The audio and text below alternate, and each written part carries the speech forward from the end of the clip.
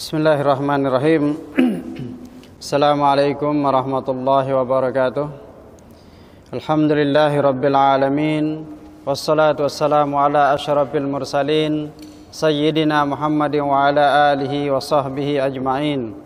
Allahumma aslih ummata Muhammadin sallallahu alaihi wasallam wa farrijan ummati Muhammadin sallallahu alaihi wasallam warham ummata Muhammadin sallallahu alaihi wasallam وانشر واحفظ وأيد نهضة طلوة في العالمين بحق محمد صلى الله عليه وسلم وقال تعالى في قرآنه العظيم أعوذ بالله من الشيطان الرجيم بسم الله الرحمن الرحيم قل إن كنتم تحبون الله فاتبعوني يحببكم الله ويغفر لكم ذنوبكم والله غفور رحيم وقال النبي صلى الله عليه وسلم في حديثه الشريف لا يؤمن أحدكم حتى أكون أحب من ولده ووالده والناس أجمعين صدق الله العظيم وصدق رسوله الكريم ونحن على ذلك من الشاهدين الشاكرين والحمد لله رب العالمين. Pertama sekali, mari sama-sama kita merafakkan puji syukur kehadirat Allah Subhanahu wa taala yang telah memberikan nikmat sehat kepada kita semua, sehingga alhamdulillah pada malam hari ini dapat kita teruskan kajian kitab Hikam Jawi. Berharap mudah-mudahan Allah Subhanahu wa taala memberikan kemudahan untuk kita memahami apa-apa yang insyaallah kita akan kaji pada malam hari ini. Dan juga mudah-mudahan Allah membimbing kita untuk dapat menjalankannya dalam kehidupan keseharian kita. Amin ya rabbal alamin.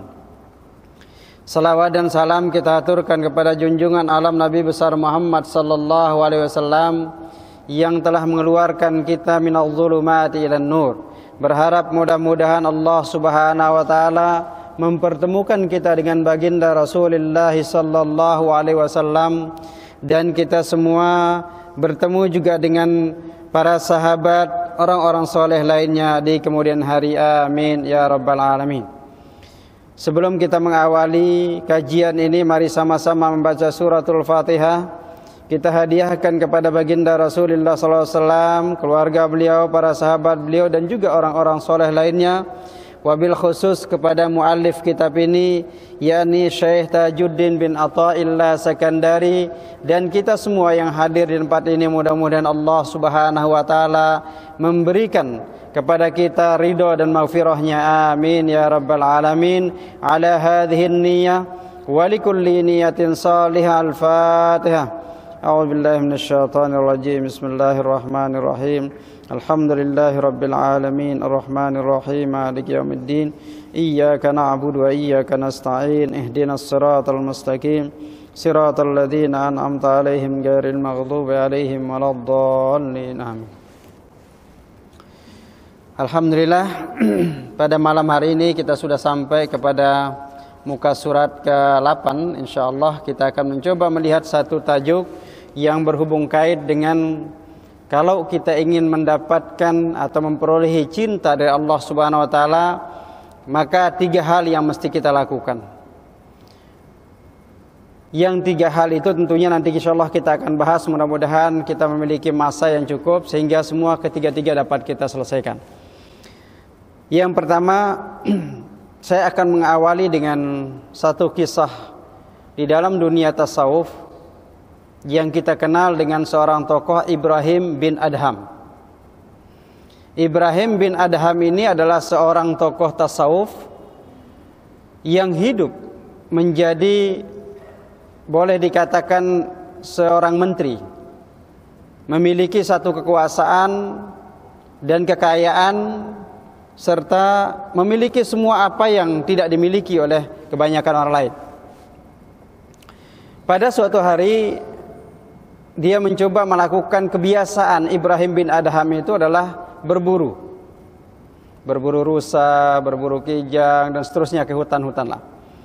Namun dia rupanya ngalih, malam kemudian tertidur dengan begitu nyenyaknya di dalam istana, dalam rumahnya yang penuh dengan katil terbuat dari emas diceritakan, So kemudian spraynya dari beragam inilah sutra dan seterusnya. Tiba-tiba di atas biliknya ada terdengar suara dari atas. Akhirnya Ibrahim bin Adham ini terjaga, tersadarkan, terbangun dari tidurnya. So dia kemudian berkata, ada apa di atas? Kata Ibrahim bin Adham. Seorang menyahut dengan suara yang begitu jelas. Dia katakan, sahabatmu di atas sedang mencari unta yang hilang. Sahabatmu di atas sedang mencari seekor unta yang hilang. Kata Ibrahim bin Adham, ya Ghabi, wahai orang yang jahil, bagaimana mungkin Anda akan mencari unta di atas rumahku, di atas istanaku? Kemudian suara itu kemudian berbalik, mengatakan bahwa, wahai Ibrahim bin Adham yang lupa akan Tuhannya, bagaimana mungkin engkau akan mencari Allah di dalam istana yang begini megahnya? Anda tidur di tempat yang begitu mewahnya, sehingga di luar kalian atau luar Anda tidak diperdulikan betapa banyaknya orang-orang menderita. Jadi setelah mendengarkan suara itu, so kemudian hilang. Dan Ibrahim sampai pagi tak dapat tidur. Dia terfikir betapa teguran atau suara yang dia dengar dari atas rumahnya. Pagi kemudian dikumpulkan semua yang membantu dia, ada menteri-menterinya, kemudian yang membantu banyak sekali. Sebelum dia mengucapkan apa yang dialami, yang dirasakan tadi malam yang dialami itu, kemudian tiba-tiba masuklah seorang yang memiliki tubuh besar dan terlihat kalau diajak bicara orang ini pasti marah. Dia datang masuk kemudian menghampiri Ibrahim bin Adham. Tapi karena Ibrahim yang memiliki istana, memiliki tempat tinggal itu, kata Ibrahim, kamu ini siapa? Dengan suara yang setengah menghardik, setengah marah. Akhirnya orang itu mengatakan, saya datang dari jauh, mampir di tempat peristirahatan. Ibrahim bin Adham kemudian mengatakan, ini istanaku ini, bukan tempat peristirahatan orang-orang musafir. So kemudian orang ini mengatakan,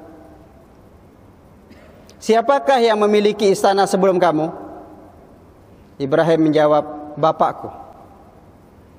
Sebelum bapakmu siapa? Kakekku. Sebelum kakekmu siapa? Terus sampai akhirnya. Setelah itu kemana mereka? Bapak kamu kemana? Meninggal. Kakek kamu meninggal. So semuanya yang disebut tadi sudah meninggal. Bukankah ini adalah tempat hampiran, tempat peristirahatan sementara? Kamu tidak akan selamanya tinggal di tempat ini. Setelah dia ucapkan kalimat itu, hilang. Dalam sebuah riwayat dikatakan itu adalah Nabi Khidir yang datang menegur Ibrahim bin Adham. Semakin kuat ketidaknyamanan dalam hatinya Ibrahim bin Adham. Suara didengar, menegur dia bagaimana mencari Allah dalam rumah yang indah. So kemudian datang lagi bahwa tempat yang dia katakan istana itu adalah tempat rehat sementara. Jadi bukan selamanya. Kenapa? Dibuktikan bapaknya sudah meninggal, kakeknya demikian, terus meninggal, semua hilang. Nah, gantinya Ibrahim bin Adham nanti akan hilang. Akhirnya dia bawa kegelisahan hatinya, kegalauan hatinya, pergi berburu bersama satu pasukan. Jadi rupanya karena dia memiliki rasa kegelisahan dalam hatinya, dia memacu kudanya dengan cepat. Sehingga dia terpisah dari teman-teman rombongannya. Kemudian dari kejauhan dia dengar lagi suara. Wahai Ibrahim, kum, wahai Ibrahim bin Adham, bangunlah. Bangun maknanya sini adalah sedar. Sadarlah. Tapi dia tidak pedulikan suara itu. Hingga 3 kali An-Nadi memanggil dia, suara itu memanggil dia, tidak pedulikan. So panggilan keempat ternyata dipanggil lagi, "Kip, berhenti." Dan bangunlah. Suara itu datang dari seekor rusa. Akhirnya dia berkeinginan untuk memanah rusa itu karena dia berburu. Apa yang terjadi? Rusa kemudian bercakap dengan Ibrahim bin Adham. Apakah untuk ini kamu diciptakan wahai Ibrahim? Membunuh haiwan-haiwan yang Allah ciptakan? Bukan untuk ini engkau diciptakan. Dan akulah yang memburu engkau ya wahai Ibrahim. Bukan engkau memburu kami, memburu rusa. Akulah yang akan memburumu. Setelah rusa itu bercakap, hilang.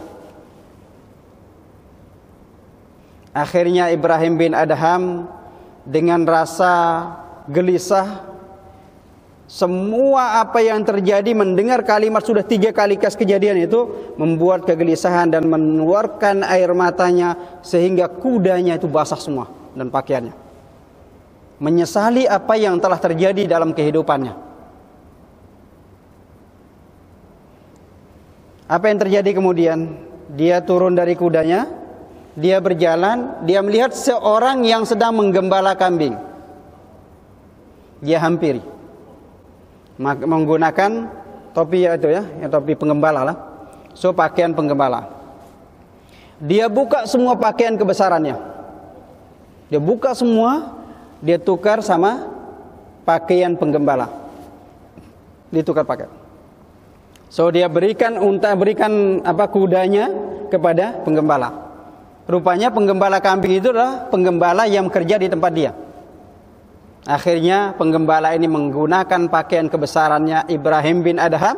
Ibrahim menggunakan pakaian penggembala kambing itu. Dan dia tidak kembali, terus berjalan. Dia bertobat pada Allah Subhanahu wa ta'ala. 2 hal yang perlu kita ambil sebuah simpulan dari cerita Ibrahim bin Adham.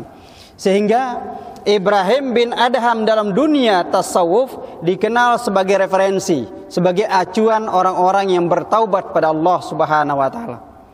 Maka di dalam konteksnya Bismillahirrahmanirrahim ada ba, ada sin, ada pula min. Maka dikatakan bahwa terjemahan oleh Ibrahim bin Adham, al-ba'u buka'ul at-taibin. Ba itu terjemahannya adalah tangisan orang-orang yang sedang bertaubat. Buka'ut taibin. Kemudian sin itu adalah sahwul ghafilin, kesadaran orang-orang yang sudah lupa. Mim itu adalah maghfiratul mudhnibin, ampunan orang-orang yang berdosa. Ini 3 hal nih. 3 inilah yang insya Allah kita akan coba lihat malam hari ini. Apa yang dinamakan buka at-taibin, tangisan orang-orang bertaubat. Apa yang dinamakan sahwul ghafilin, terjaga tersedarkannya orang-orang yang lalai. Dan terakhir maghfiratul mudhnibin, ampunan orang-orang yang bersalah atau berdosa. Syekh Tajuddin bin Athaillah Sakandari dalam kitab ini mengatakan, idfin wujudaka fi ardil khumuli, tanamlah wujudmu pada tanah kerendahan. Fama nabata mimma lam yudfan lam yutimmu natajuh, karena tiada tanaman yang akan tumbuh dengan baik jika tidak ditanam di dalam tanah. Apa yang diinginkan oleh Syekh ini? Hubung kaitnya dengan yang 3 tadi, bismi tadi. Jadi yang diinginkan adalah ibaratnya keimanan itu seperti pokok. Pokok kalau kita tanam, dia akan kuat. Kalau kita rawat terus dengan baik, maka pokok itu, ambillah saja contohnya pokok mangga. dia akan berbuah dengan buah yang manis. Dia akan menghasilkan pokok yang dapat kita berteduh di bawahnya. Dia akan menghasilkan pokok yang indah mata memandangnya. Keimanan yang ada di dalam diri kita mestinya sama dengan pokok. Maka idfin wujudaka fi ardil khumur. Tanamlah jiwamu, keimananmu dengan penuh kerendahan. Jadi kalau kita sudah kata diri kita dekat dengan Allah, jangan sombong. Saya ini ahli ibadah. La. Siapa sahaja yang mengatakan dirinya ahli ibadah, berarti dia bukan ahli ibadah. Siapa yang mengatakan dirinya ahlul Quran, berarti bukan ahlul Quran. Idfin wujudaka fi ardil khumur. Jadi apa yang sudah kita lakukan, pasrahkan kepada yang punya. Nah, akhirnya karena kita pasrah kepada yang punya, kita pasrahkan semuanya, tidak ada kesombongan di sana. Maka mestilah kita mencoba membuka diri kita setiap saat ketika kita melakukan kesalahan dan setiap saat kita bersalah. Tidak ada masa yang kita tidak bersalah. Kalau secara jelas mungkin tidak melakukan dosa, tapi hati kita mungkin saja berdosa. Istaghfirillah kulla sa'atin. Istighfar. Dan caranya adalah mestilah ketika kita istighfar itu laisa bilisanina fahasbuk. Kebanyakan kita kalau istighfar lidah kita saja kan? Astaghfirullahalazim. Astaghfirullahalazim. La yadkhul fi qalbina. Bahkan yang disyaratkan oleh kata-kata bismi itulah buka. Mestilah keluar air mata di dalam bertaubat pada Allah. Mestilah kita sadar bahwa apa yang kita pernah lakukan adalah maksiat, artinya menjauhkan diri dari Allah Subhanahu wa taala. Al-buka. Rasulullah sallallahu alaihi wasallam dalam sebuah hadisnya beliau mengatakan, siapa sahaja yang mengeluarkan air matanya, dalam arti bahwa membasahi bulu matanya karena dia khaufan lillahi, takut kepada Allah, maka bulu matanya nanti ini la yamassuhun nar, tidak akan disentuh oleh neraka. Yang disebut dalam ilmu balaghah min dzikri sya'rul ain, yang disebut di dalam balaghah dikatakan bahwa bulu mata tidak akan tersentuh oleh api neraka. Wa iradatul jism, yang diinginkan semua tubuh badan kita tidak akan tersentuh oleh neraka. Jadi tidak setakat bulu mata saja yang diambil terus tidak tersentuh, tidak. Semua tubuh badan kita insyaallah akan terselamatkan. Jadi orang yang mencoba mengeluarkan air matanya ketika dia bertaubat buka, maka itu tidak akan tersentuh bulu matanya dengan api neraka. Kemudian kalau demikian adanya, maka kita mestilah menjadi sifat yang rendah diri, baik sangka. Kita jangan mudah menjadi orang yang buruk sangka, baik terhadap makhluk Allah maupun terhadap Allah. Sehingga dilanjutkan dengan ceritanya tadi bahwa Ibrahim bin Adham pernah pergi ke sebuah pantai, satu pantai. Ambil contoh pantai Muara. Dia pergi ke sana. So dari jauh dia melihat seorang lelaki dan perempuan sedang duduk bersama menghadap ke arah pantai. Apa kata Ibrahim bin Adham dalam hatinya? Dalam hatinya, la yuntok, tidak berbicara.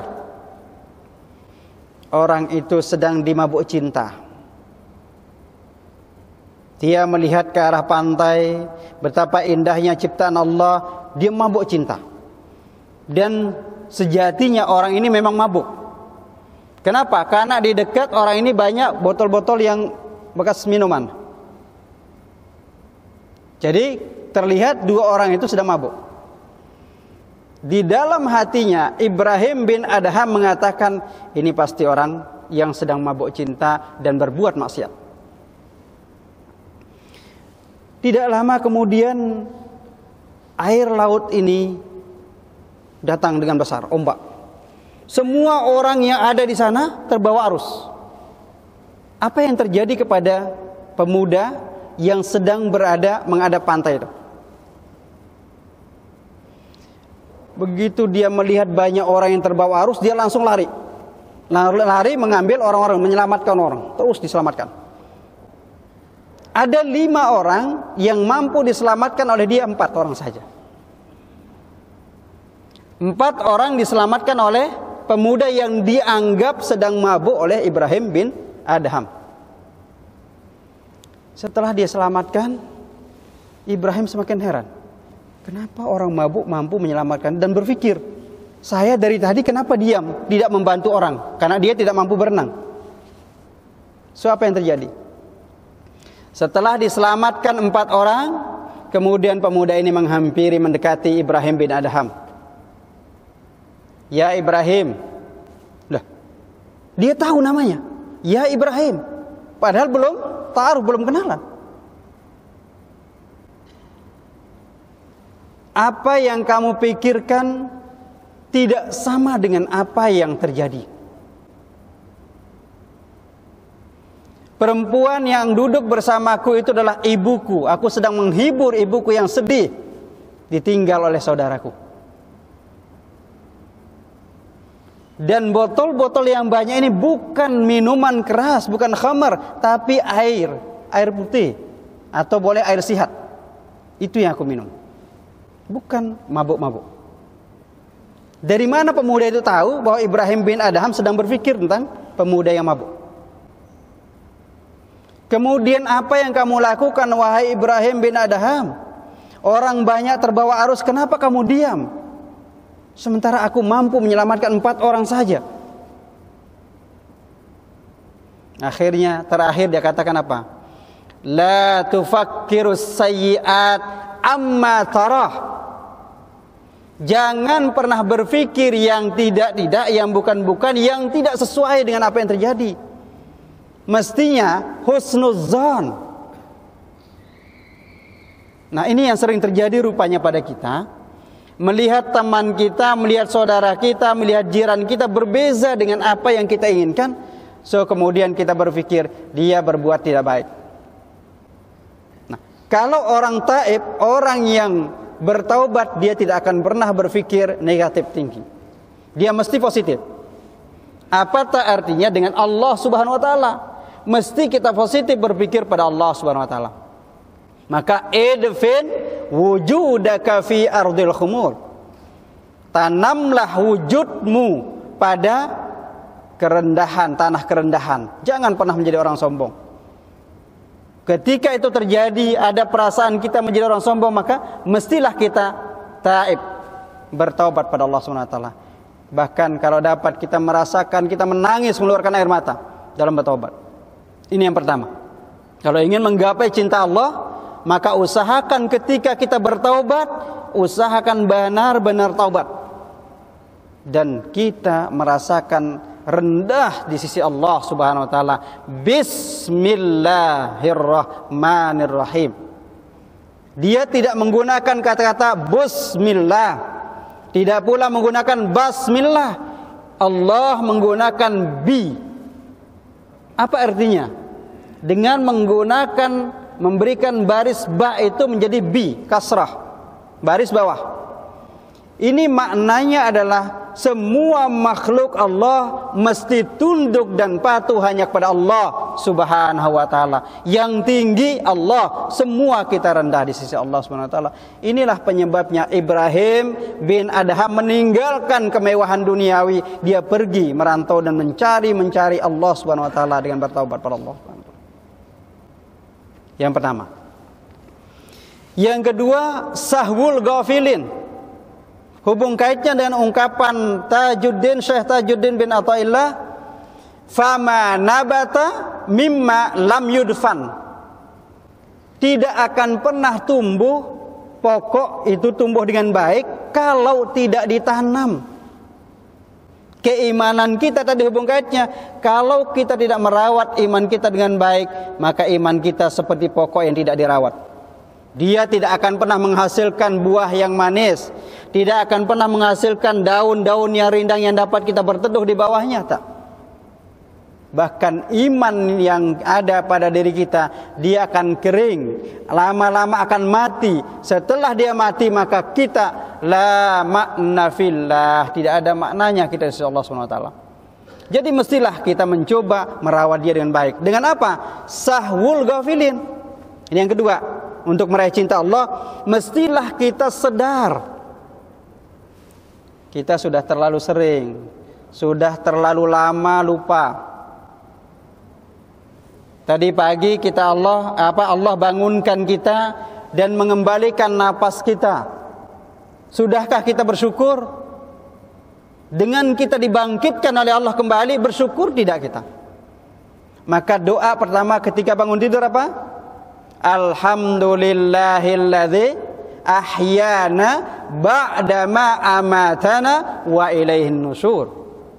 Itu maknanya apa? Kita bersyukur Allah telah membangunkan kita kembali, mengembalikan ruh yang ada pada jasad tubuh kita, sehingga kita bangun kembali. Nah, bagaimana bukti kesyukuran kita? Pada minggu lalu, lepas sudah saya bahas 3 cara bersyukur. Nah, untuk bersyukur, sahwul ghafilin ini adalah mestilah alhamdulillah sudah tadi. Yang kedua, mestilah melakukan apa yang makna syukur itu dengan amal. Bangun pagi sembahyang. Bahkan kalau dapat mulailah pukul 3, 3:30, 4, 4:30 bangun sembahyang tahajud. Sembahyang apa saja kita mau sembahyang di dalam itu. Doa yang paling mudah diterima Allah adalah ketika di malam hari. Coba. Luar biasa. Jadi sahwul ghafilin yang kedua, ingat sadar kembali. Kita banyak sekali orang lupa. Allah berikan makan tadi pagi kan? Kita sudah lupa. Kekuatan makanan yang sudah kita makan itu kita gunakan berbuat maksiat. Sehingga Rasulullah SAW pernah didatangi oleh seorang sahabat. Sahabat itu kemudian melaporkan dirinya, "Ya Rasulullah, qad aznabtu, aku telah berbuat dosa. Madza fa'alta? Fa'altu kadza wa kadza wa kadza." Saya telah melakukan ini, melakukan ini, melakukan ini. Aina fa'alta hadza? Di mana kamu lakukan? Dia sebut lagi, fi ardi kadza wa ardi kadza wa ardi kadza. Di tempat ini, tempat ini, tempat ini. Rasulullah kemudian bertanya, "Alaysa hadza ardullah?" Bukankah tempat kamu melakukan kejahatan itu bumi Allah? Orang itu mengatakan, "Ya." Idzan, kata Rasulullah, kalau demikian, ukhruj min ardillah, keluar dari bumi Allah. Orang ini berpikir, aina adhab ya Rasulullah? Fa kullu hadhihi ardullah. Saya mau pergi kemana ya Rasulullah? Semua tempat ini adalah bumi Allah. Idza arafta kull hadza ardullah fala ta'sillah. Kalau kamu sadar sahwun tadi, semua tempat ini adalah bumi yang Allah ciptakan untuk kita, jangan berbuat maksiat pada bumi yang Allah ciptakan. Jangan berbuat maksiat dengan fasiliti yang Allah berikan. Jangan melakukan maksiat dengan apa yang Allah berikan kepada kita sebagai nikmatnya. Sahwul ghafilin. Jadi kalau kita ingin meraih cinta Allah, maka ingatlah kita mesti sadar. Dimanapun kita mesti sadar. Tengah hari kita makan, Allah berikan rezeki. Supaya apa? Supaya kita kuat litaqwiyatil ibadah. Makan, minum yang Allah berikan untuk supaya kuat beribadah. Ibadah tentunya tidak setakat makna di masjid sembahyang saja. Ibadah maknanya di sini adalah kullu ma yuhibbuhullahu wa rasuluh. Semua apa sahaja yang kita lakukan yang Allah dan Rasulnya cinta, itu ibadah. Kita drive kereta kita untuk pergi ke the mall, ibadah. Tujuan kita apa? Membeli apa yang kita perlukan di dalam rumah kita. Kita pergi kemudian ke Pantai Muara, ibadah. Untuk mengingat betapa agungnya Allah Subhanahu wa Ta'ala. Kita pergi ke hutan mana? Hutan yang itu, yang hutan Prakasa. Kita ke sana, ibadah juga. Walaupun berjumpa dengan ambo, ibadah. Bayangkan Allah yang menciptakan itu semua. Jadi keluar semua itu ibadah. Tapi ibadah itu akan ada referensinya di sini. Ada di dalam hati kita. Banyak antara kita yang melakukan perbuatan ibadah seperti ini kan, ngaji, ibadah. Ini jelas ibadah kan, perbuatan akhirat. Tetapi kalau di dalam hati kita tidak berniat lil ibadah walillah, laisa bimakna ibadah. Tidak berarti ibadah kalau kita datang kemari tidak berniat untuk ibadah pada Allah SWT. Bahkan nilainya adalah duniawi. Banyak orang yang terlihat pekerjaan, ya dia kerja terus. Terlihat pekerjaannya tidak tidak ukhrawi. Tapi niatnya untuk rezeki, mencari rezeki untuk keluarganya, ibadah. Syekh Imam Az-Zurnuji dalam kitab Ta'lim Al-Muta'allim, beliau katakan bahwa banyak aku melihat orang-orang bekerja untuk akhiratnya, tetapi nilainya tidak ada. Lisababi niyatihim, karena niatnya yang tidak baik. Banyak pula aku lihat orang-orang bekerja di dunia ini, kerjanya terlihat tidak ibadah, tapi karena niatnya lil ibadah, fanailu thawabil akhirah, maka dia akan memperoleh pahala akhirat. Jadi innamal a'malu binniyat. Niatlah menjadi semua resepnya di sana. Kemudian yang ketiga, apa yang ketiga? Yang pertama kita ulang dulu supaya ingat. Apa? Buka uttaibin, tangisannya orang-orang yang bertaubat. Usahakan kalau kita bertaubat, keluarkan air mata kita. Itu artinya taubat serius kita. Yang kedua, sahwul ghafilin, sadarnya orang-orang yang lupa. Jadi kalau kita sudah sadar, dimanapun kita, insya Allah Allah akan melihat kita, Allah akan mencintai kita. Bahkan sering saya katakan bahwa di setiap ta'lim, orang-orang yang dicintai Allah itu adalah orang-orang yang sadar. Sadar dirinya sebagai hamba Allah, sadar dirinya sebagai khalifah Allah. Dia tidak lupa dirinya. Yang ketiga adalah mim, maghfiratul mudznibin. Kalau kita sudah bertaubat, kemudian setelah kita bertobat, itu maknanya kita ingat, kita sadar kembali dengan melakukan kebaikan-kebaikan, Allah akan berikan maghfirahnya, Allah akan anugerahkan ampunannya kepada kita. Alhamdulillah kalau kita diampunkan oleh Allah Subhanahu wa Ta'ala. Nah, orang-orang yang seperti ini dikatakan oleh Syekh Tajuddin bin Athaillah Sakandari, manusia di dalam hidupnya terbahagi tiga. Manusia dalam hidupnya terbahagi tiga. Yang pertama, manusia itu kasih akan syahwat. Dia selalu memperhatikan keindahan tubuh badannya. Atletis tidak. Padahal boleh jadi keindahan tubuh badan ini nanti akan hancur. Dia perhatikan pakaiannya, pakaiannya yang mahal, yang dia beli mahal, kemudian tapi dia gunakan kepada tempat-tempat yang bukan untuk ibadah. Dia perhatikan itu. Ingat, Rasulullah SAW dalam hadisnya mengatakan apa? Innallaha la yanzuru ila ajsamikum wala ila suwarikum walakin yanzuru ila qulubikum wa a'malikum. Sesungguhnya Allah tidak akan melihat kepada rupa kita, handsome atau tidak, kecil atau besar, tua atau muda, tidak. Allah melihat kepada qulub, hati kita, dan juga hati ini akan terpancar dari amal.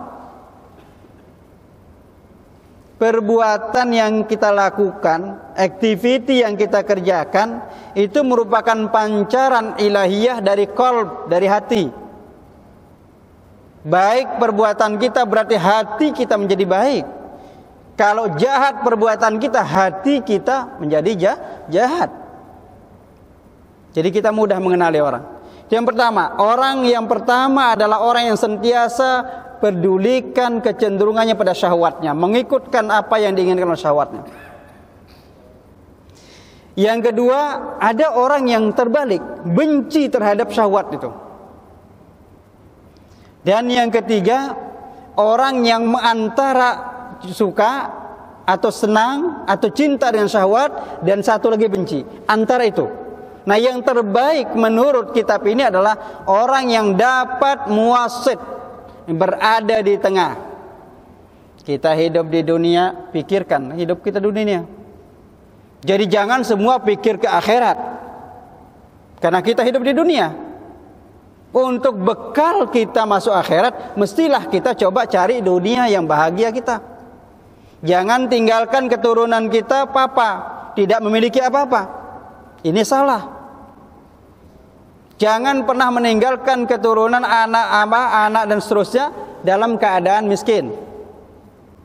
Maka disinilah kita berusaha. Dalam akidah Ahlussunnah wal Jamaah mengatakan orang terbaik adalah orang yang mampu meninggalkan keluarganya dalam keadaan baik. Baik maknanya sejahtera zahiran wa batina. Dia tidak meninggalkan dalam keadaan miskin. Karena pertanggungjawabannya pada Allah Subhanahu wa taala.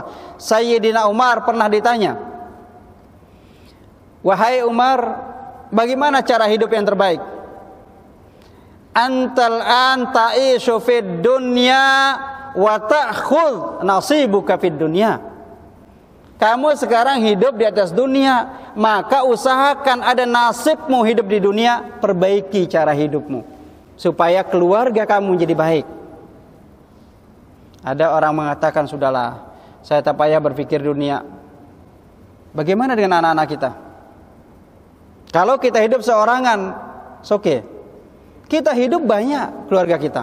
Ada keluarga kita, dia bagaimana? Ada orang mengatakan lagi, tak payahlah berpikir keluarga. So, kenapa berkeluarga? Jadi kita mestilah berpikir itu. Nah, yang kedua, maka hiduplah untuk akhiratmu.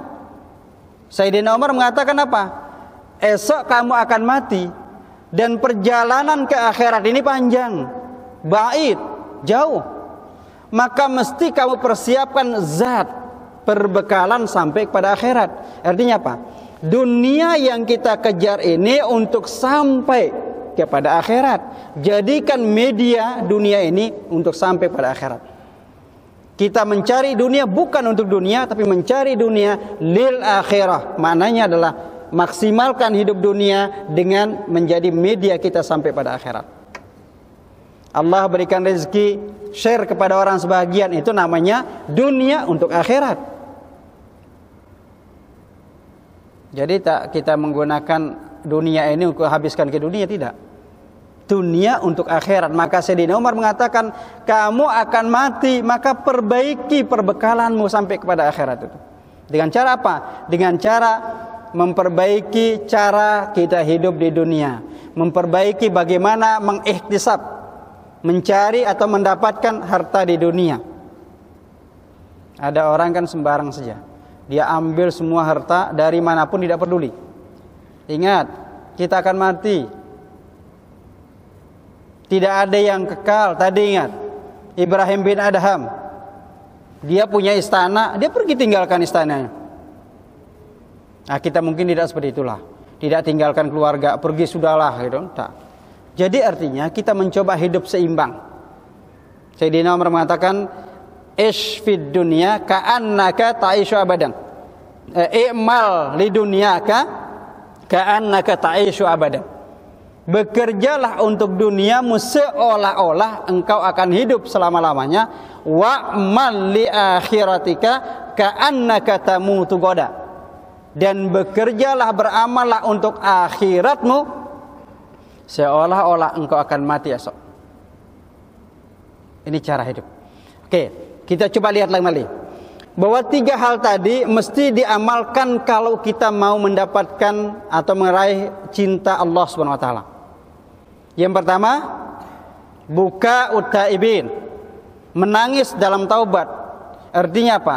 Semua apa yang kita perlukan dalam taubat kita lakukan. Syarat taubat sudah kita jelaskan. Bagaimana kita rasakan bahwa setiap langkah hidup kita ini ada kesalahan. Maka istighfar. Jangan lupa. Sebab melupakan diri kita sudah menjadi manusia bersalah, itu adalah sebuah kesalahan. Inilah yang dikatakan oleh Rabi'ah al-Adawiyah, seorang sufiah perempuan. Apa kata beliau? Istighfaruka yahtaju ilal istighfar. Ini kita terpukul dengan ini istilah. Istighfar yang kita baca, astaghfirullahalazim, astaghfirullahalazim. Istighfar yang kita baca ini, kata Rabi'ah al-Adawiyah, perlu diistighfarkan. Karena ini baru keluar dari mulut kita saja, belum keluar dari hati yang sesungguhnya. Maka yang kedua, kita kembalikan lagi, sahwul ghafilin. Jadilah orang yang sadar terus dari mulai bangun tidur hingga kita tidur kembali. Bangun lagi sadar terus, jangan pernah lupa. Yang terakhir, jadilah orang yang mendapatkan maghfirah al-mudznibin, ampun dari Allah Subhanahu wa taala. Kalau kita sudah bersalah, diampuni oleh Allah Subhanahu wa taala insyaallah. Maka dengan itu kita lakukan, Allah akan memberikan kemudahan untuk kita menjadi orang yang terbaik. Nah, 3 hal ini maka diikuti dengan 3 hal juga, at-taqwa wal birri. Yang 3 tadi, 3 hal akan diikuti dengan 3 hal. Yang pertama adalah manusia yang buka utaibin, sahwul ghafilin, maghfiratul muznibin, mestilah dia akan memperoleh ketakwaan. Takwa ini buktinya apa? Al-birru, berbuat baik. Liman, lil insan, lil khaliq, walil makhluk.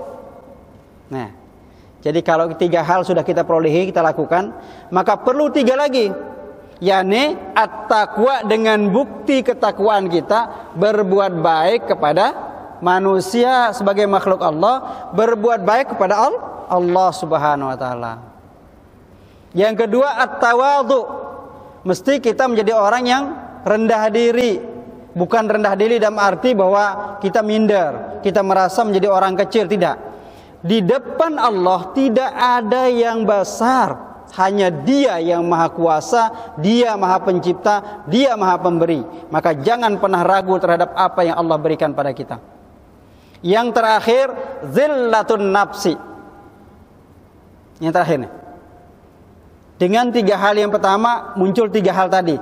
Yang pertama yang keluar, takwa dengan perbuatan baiknya. At-tawadu, merasa rendah diri pada Allah, di hadapan Allah. Yang terakhir, zillatun nafs, merasakan jiwa kita ini sentiasa menjadi jiwa yang apa? Merasa lemah di sisi Allah, merasa rendah terus, jangan pernah merasa tinggi. Zillah, hina di sisi Allah Subhanahu wa taala. Kalau kita merasakan kehinaan di hadapan Allah, maka kita akan ditinggikan. Man tawadha'a rafa'ahu Allah, wa man takabbara wada'ahu Allah. Orang yang merendah diri di sisi Allah, Allah akan mengangkat derajatnya. Dan orang yang takbur, Allah akan merendahkan dan menjatuhkan derajat orang-orang seperti ini.